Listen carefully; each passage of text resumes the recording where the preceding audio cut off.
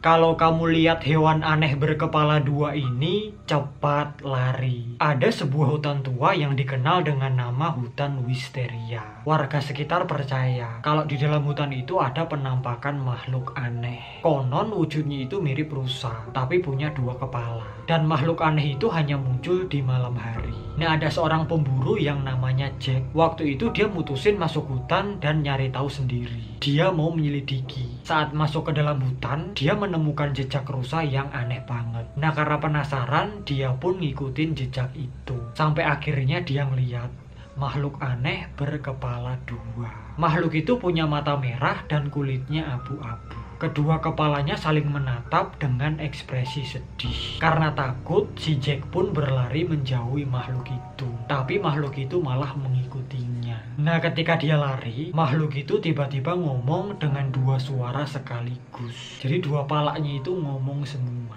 Kamu nggak bisa kabur.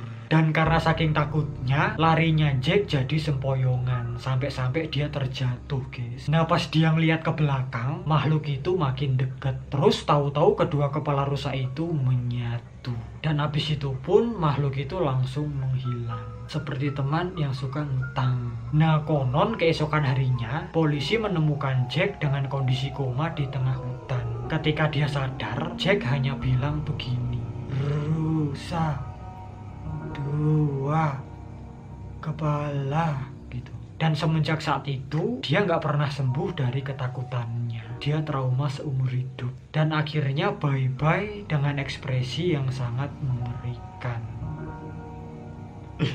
Seram sekali. Dan ceritanya selesai sampai di situ doang, guys. Tapi tenang, ini cuma sekedar creepypasta yang dibuat untuk hiburan semata.